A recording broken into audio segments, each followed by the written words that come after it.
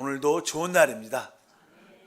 코로나 확진이 돼서 한 2주 동안 또 여러분들에게 피해를 가면 안 되니까 교회를 잘 나오지 못했지만 어찌하든지 건강으로 성령께서 우리를 지키심을 믿습니다. 특별히 이 새벽의 테마는 우리 하나님께서 하나님 자신을 바로 우리 믿는 모든 자들에게 생명의 공급으로 모든 것을 주신다는 그러한 큰 대략적인 개요가 있습니다. 특별히 우리 로마서에서 그런 말씀을 지금 나누고 있는데, 특별히 로마서 8장 같은 경우에는 바로 우리 하나님께서 삼위일체 하나님께서 죽음과 부활에 대한 그런 과정을 통하여 그분의 자신을 생명으로 우리에게 주시는 그런 일을 한다고 말씀을 나눴습니다. 그래서 이 로마서의 핵심적인 내용은 네 가지로 크게 나눌 수 있습니다. 예를 들어서 1장부터 4장까지는 믿음으로 어떻게 우리가 의롭다함을 얻는가, 칭의죠, 칭의. 믿음으로 어떻게 의롭다함을 얻는가에 대한 말씀이 기록되어 있고, 5장부터 이제 8장까지는 우리가 이제 그 의롭다함을 얻고 생명을 얻고 나서 어떻게 우리가 거룩해지고 성화되는가, 그러한 과정에 대한 설명이 기록되어 있고, 9장부터 12장까지는 이제 그리스도의 몸이 어떻게 세워지는가, 그리고 그 나머지 13장부터 16장까지는 다른 내용이 아니라 이 그리스도의 몸의 실제인 교회 생활을 어떻게 해야 되는가. 그래서 처음에 칭의, 그 다음에 성화, 그 다음에 그리스도의 몸, 그리고 교회 생활, 이러한 네 가지 큰 핵심적인 내용들이 있습니다. 그러니까 로마서를 보게 되면 이러한 네 정류장을 거치는 거죠. 칭의라는 정거장을 거치고, 그 다음에 성화라는 정류장을 거치고, 그리스도의 몸이라는 정류장을 거치고, 그 다음에 결국 교회 생활의 정류장에 도착하는 그런 이야기가 쭉 기록되어 있습니다. 그래서 아까 말씀드린 것처럼 로마서 12장에 보면 4절과 5절에 우리가 한 몸에 많은 지체를 가졌으나 모든 지체가 같은 기능을 가진 것이 아니니 이와 같이 우리 많은 사람이 그리스도 안에서 한 몸이 되어 서로 지체가 되었느니라, 이렇게 말씀을 하고 있습니다. 그러면 이제 로마서의 그 핵심적인 내용이 무엇이냐? 그 핵심적인 내용은 다른 것이 아니라 하나님의 복음이죠. 하나님의 복음. 그래서 나는 사도 바울은 그 하나님의 복음에 대한 이야기를 시작을 합니다. 그래서 우리가 1장 1절에 예수 그리스도의 종 바울은 사도로 부르심을 받아 하나님의 복음을 위하여 택정함을 입었나니, 이렇게 말씀을 합니다. 그러니까 예수 그리스도의 종인 바울은 사도로 부르심을 받았는데 무엇을 위해서? 바로 하나님의 복음을 위하여 택정을 받았다. 그래서 그냥 하나님의 복음에 대한 말씀을 계속합니다. 1장 9절도 이렇게 말하죠. 내가 그 아들의 복음 안에서 내 심령으로 하나님을 섬긴다. 복음 안에서 내가 하나님을 섬긴다. 복음을 또 말하죠. 하나님의 복음, 내 복음 안에서 하나님을 섬긴다. 그리고 나서 15절과 16절에 봐도 그러므로 나는 할 수 있는 대로 로마에 있는 너희에게도 복음 전하기를 원하노라. 내가 복음을 부끄러워하지 아니하노니 이 복음은 모든 민자들에게 구원을 주시는 하나님의 능력이 됨이라. 그러면서 계속 하나님의 복음으로 하나님을 섬긴다. 이 복음에는 하나님의 구원의 능력이 있다, 이렇게 말씀해요. 그러니까 우리가 이 하나님의 복음을 알려면 여러분들은 칭의를 알아야 돼. 믿음으로 어떻게 내가 의롭다함을 얻는가, 또 어떻게 우리가 성화가 되는가, 어떻게 우리가 그리스도의 몸으로 세워질 수 있는가, 그를 위하여 어떻게 교회 생활을 할 수 있는가. 그러니까 복음이라는 것은 이 네 가지 항목이 다 들어있다는 거예요. 그냥 예수 믿고 구원받으면 됐다, 이런 뜻이 아니라 바로 우리가 믿음으로 의롭다함을 얻고 성화되고 그리스도의 몸으로 세워지고 합당한 교회 생활을 통하여 하나님의 뜻을 이루는 이러한 모든 내용들을 다 우리가 가르치고 체험하고 누려야 될 줄 믿습니다. 그래서 그것이 바로 하나님의 복음에 대한 이야기입니다. 그러면 아까 말씀드린 것처럼 우리가 로마서 8장도 지난번에 공부했던 것처럼 로마서 8장의 핵심적인 내용은 뭐냐면 다른 것이 아니라 우리가 성화되는 것입니다. 성화. 거룩해지는 것인데, 성화되면 그 결과 우리는 그리스도의 몸으로 세워집니다. 우리가 그런 말을 많이 하죠. 그리스도의 몸, 그리스도의 몸. 그분은 이 우주의 머리시고, 그분에게는 바로 이 우주를 다스릴 수 있는 그분의 표현인 그의 몸이 있어야 됩니다. 머리만 있으면 안 되니까 몸이 있어야 되는데, 바로 교회가 그의 몸인 줄 믿습니다. 그래서 주님께서 어떻게 그리스도의 몸이 세워지는가, 그러려면 거기에 대한 설명이 쭉 기록되어 있습니다. 그럼 그리스도의 몸이 세워지는 길은, 일단 우리가 로마서 8장에 나오는 핵심적인 내용, 바로 우리가 생명의 성령의 법을 따라 살아야 된다. 그래서 로마서 8장의 핵심적인 내용은 로마서 8장인데, 로마서 8장이 답은 아니죠. 로마서 8장에 생명의 성령의 법이라는 말씀이 기록이 되어 있고, 그것이 어떻게 동작하는가에 대한 말씀을 기록되어 있고, 그래야 이 생명의 법을 따라야 그리스도의 몸으로 세워질 수 있다는 겁니다. 그래서 생명의 법에 대한 말씀을 한번 나누겠습니다. 로마서 8장 2절에 기록되어 있죠. 이는 그리스도 예수 안에 있는 생명의 성령의 법이 죄와 사망의 법에서 너를 해방하였음이라. 여기 보면 나는 생명의 성령의 법 이렇게 나옵니다. 뭐 다른 말로 더 짧게 말하면 생명의 법이란 단어, 생명의 법. 여기서 법이란 이 단어는 뭐 이게 율법에 뭐 모세가 우리에게 준 뭐 율법의 그런 계명의 그런 법이 아니고요. 또 규칙 이런 그런 이렇게 말하는 아까 말씀드린 것처럼 율법에 속한 계명과 그런 법이란 뜻이 아니라, 이것은 생명의 성령의 법에서의 법은 이렇게 자연적인 그런 법을 의미합니다. 어떤 규칙적으로, 뭐 우리가 잘 알다시피 이 땅에는 뭐 중력의 법칙이 있어요.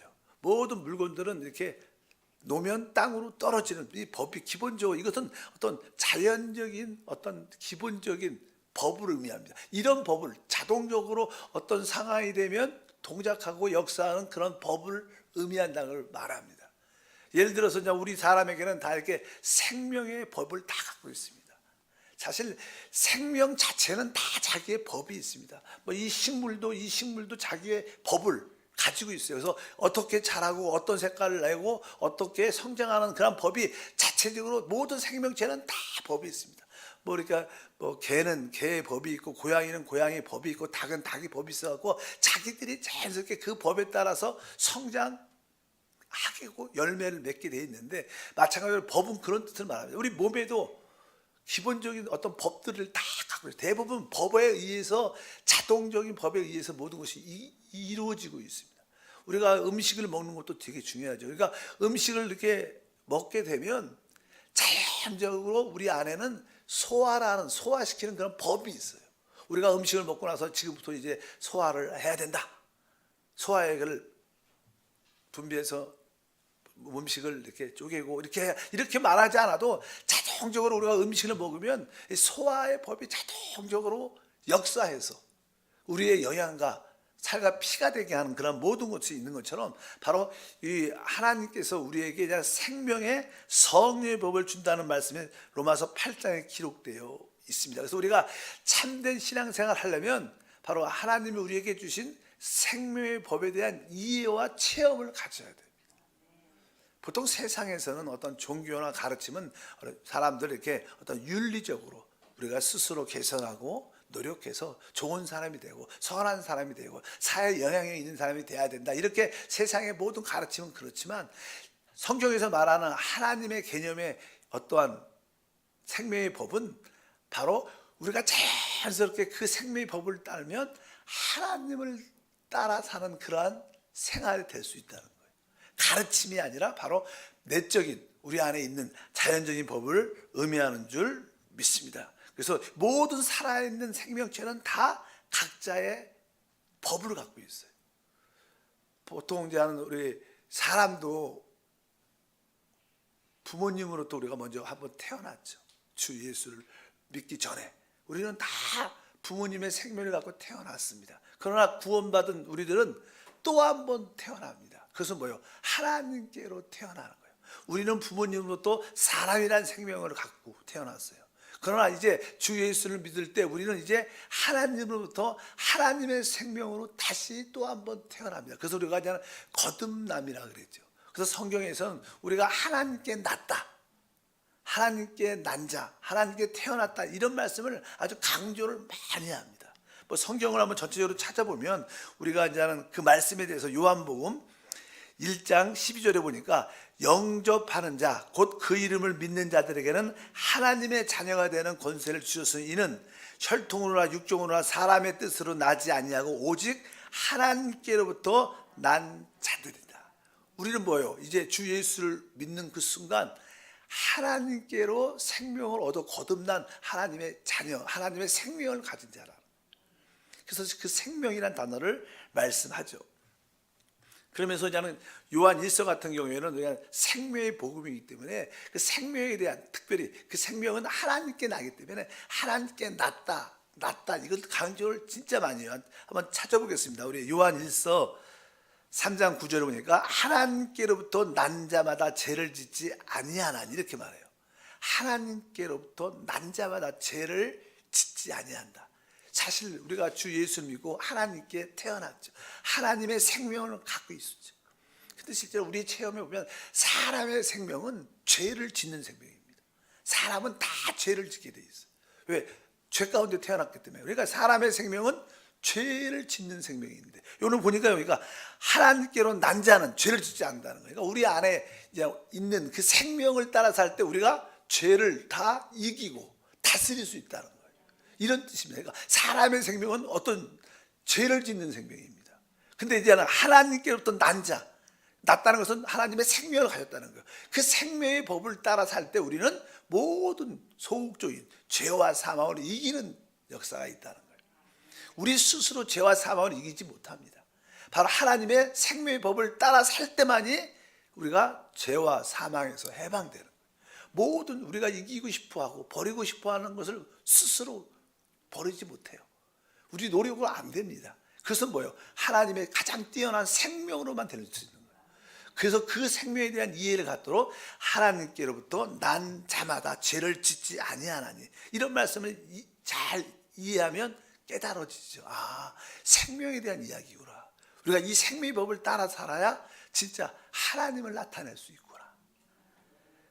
4장 7절도 사랑하는 자들아 우리가 서로 사랑하자.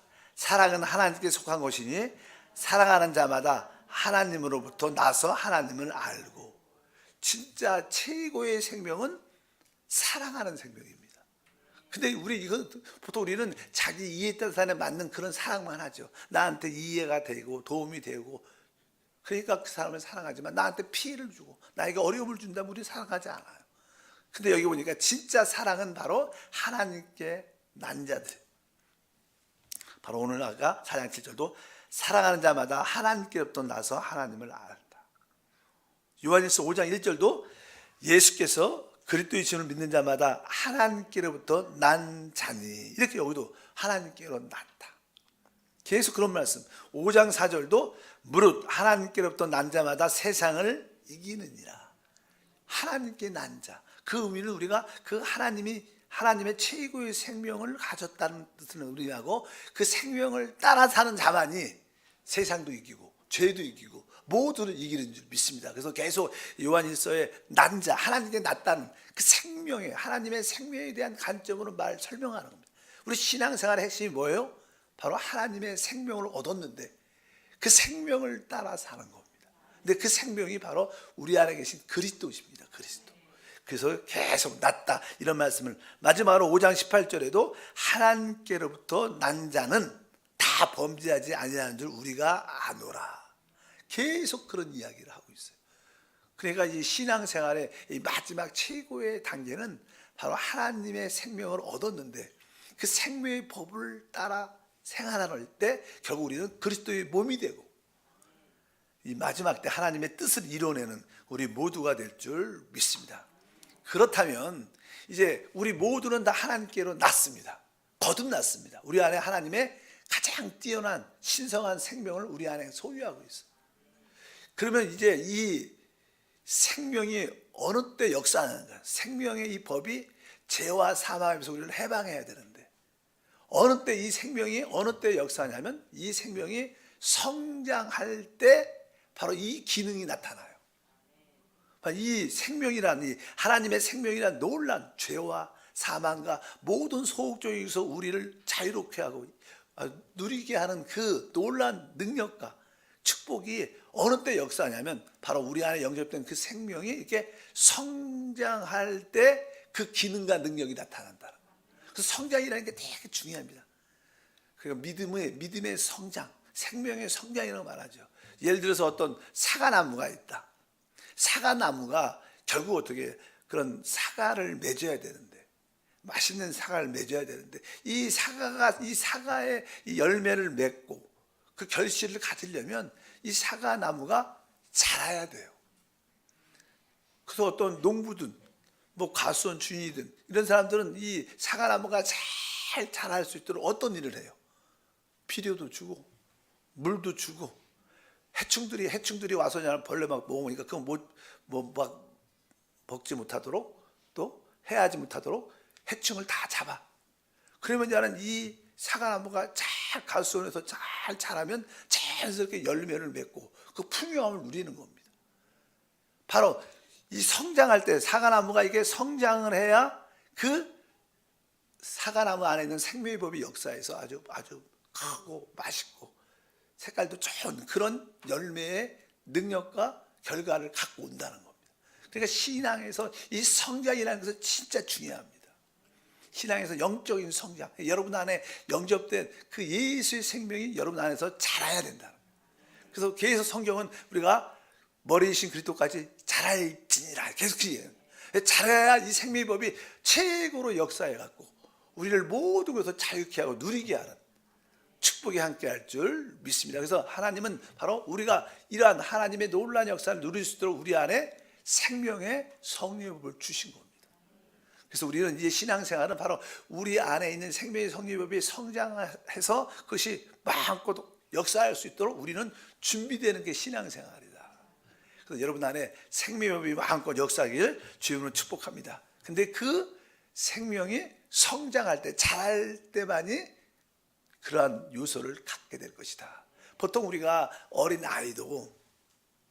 어린아이들도 이제 태어나면 양육시키죠. 양육하죠. 이렇게 잘 재우고 젖을 먹이고 씻겨주고 잘 관리해주면 아이가 점점 자라면서 때가 되면 기고 때가 되면 일어서서 걷기도 시작하고 그리고 말을도 하면서 점점 아이가 사람으로서의 모습을 갖게 돼서 점점 뭐 지적인 능력도 커지고 그래서 아주 일을 하게 되죠. 이제 성장하게 되죠. 그런 것처럼 영적인 생명도 동일하다. 여러분들도 영적인 여러분 안에 이 생명이 자라려면 계속 이 하나님 말씀을 아멘으로 이게 먹어야 되는 거예요. 계속 이렇게 받아들여야 되는 거예요. 그것이 아무것도 아닌 것 같지만 그래서 우리 한세 교회는 그냥 양육을 한다 그러잖아요. 뭐 지역장과 지역 식구와 또 이렇게 각 기관 부서 또 서로 모여서 둘이 또 만나서 같이 말씀도 읽고 기도하면서 또 간증하면서 계속 끊임없이 하나님 말씀을 이렇게 받아들이게 되면 어느 순간에 자기도 모르는 사이에 조금씩 성장하면서 그동안 그렇게 이기지 못했던 버리지 못했던 죄와 나쁜 습관과 소극적인 좋지 않은 것들을 어느 순간에 자연스럽게 버리게 되는 그런 체험을 갖게 돼요. 옛날에는 야, 너 예수 믿는 사람이 그러면 안 된다. 그거 버려야 된다. 그거 하나님 기뻐하지 않는다. 이렇게 해갖고 이겨지지 않아요. 우리는 그동안 그런 방법으로 많이 해왔죠. 여러분도 그런 방법으로 많이 하나님을 섬겨왔습니다. 열심히 하고 노력하고 결국 노력해갖고 되는 문제가 아닙니다. 이것은 잘하는 문제입니다. 생명이 우리 안에 영접된 그 생명의 성장의 문제지 성장하면 자연스럽게 모든 것을 이렇게 버릴 수 있는 이길 수 있는 다스릴 수 있는 능력이 나타나는 것이지 외적인 가르침을 통해서 우리가 이기는 그런 문제가 아니다. 그래서 항상 신앙생활은 생명의 문제지 외부적인 가르침 그런 문제가 아니다. 세상과 뭐 종교적인 것은 외부에서 가르치는 겁니다. 우리가 뭐 윤리를 가르치고 도덕을 가르치고 결국 사람이 그렇다고 변화되냐? 조금 개선돼서 좋은 것처럼 보이는 것처럼 보여도 결국은 다시 원위치 됩니다. 오직 생명의 성장만이 생명의 성의법을 누리게 한다. 그래서 여러분들이 영적으로 성장하길 주님으로 축복합니다. 그래서 아까 사과나무 같은 경우에 그 주인, 과수원 주인들은 어떻게 그것을 맺게 하는지를 알죠. 열매를. 뭐 그들에게 뭐 아까 쉽게 말해서 뭐 사과나무한테 야 사과나무야 너는 틀림없이 사과를 맺어야 된다. 너 뭐 복숭아 맺으면 안 된다. 이런 거 가르치지 않습니다. 너 아주 사과 아주 색깔이 아주 크고 동동그란 거 맞아야지 네모난 사과 많다. 뭐 그런 모양으로 나타나면 안 되니까 잘 알고 내가 샘플로 여기다 걸어 놓을 테니까 이거 보면서 잘 자라라. 이렇게 가르치는 농부는 아무도 없습니다. 그냥 잘 아까 말씀드린 것처럼 비료도 주고 물도 잘 주고 해충도 다 처리해 주면 잘 자라면서 아주 빛이 있고 똑같게 아주 동글동글하고 아주 맛있는 그런 사과를 자연스럽게 맺는 겁니다. 바로 하나님의 생명이 우리 안에 있기 때문에 우리는 하나님의 그 생명의 놀라운 역사를 누릴 수 있다는 거예요. 그 내용은 성장해야 된다. 성장을 위해서 마음껏 하나님의 말씀과 성령을 먹고 마시고 호흡하는, 이게 우리가 먹고 마시고 호흡하는 생명하고 사는 거와 관련돼 있잖아요. 이것이 아무것도 아니지만 여러분들이 그렇게 하다 보면 어느 순간에 성장하게 되면 모든 소극적인 것을 죄와 사망의 법에서 해방되는 누림을 진짜 가질 수 있어요. 여러분들 내가 이 죄를 이기고 세상을 이기고 이렇게 해서 이기는 게 아니라는 거예요. 여러분들이 단순하게 그 하나님의 생명을 마음껏 누리길 축복합니다. 그러면 어느 순간부터 그러한 모습의 결과를 갖게 될 줄 믿습니다. 하나님, 이 생명의 법이 어느 때 역사하는가? 성장할 때 역사하는 거다. 그래서 우리가 분명히 깨달아야 될 것입니다. 두 번째로, 이제 우리가 이 하나님의 생명을 누리려면 그 하나님은 우리에게 생명의 법도 주셨고 또 하나는 바로 우리 안에 하나님의 영이 우리를 인도한다는 것을 우리가 분명히 깨달아야 됩니다. 자, 로마서에 보면 그 말씀이 기록되어 있는데 14절이죠. 8장 14절에 무릇 하나님의 영으로 인도함을 받는 사람은 곧 하나님의 아들이라. 아까 8장 2절에는 생명의 성령의 법을 주님이 우리 안에 주셨어요. 그뿐만 아니라 두 번째에 보니까 하나님의 영으로 우리를 어떻게 인도한다는 거예요. 하나님은 바로 성령으로 우리를 인도합니다. 그 성령께서 우리 안에 오셨는데 그분은 우리를 지금 어떤 일을 하세요? 인도하고 있어요. 그래서 여러분들은 이 성령의 인도에 대한 이해를 가져야 돼요.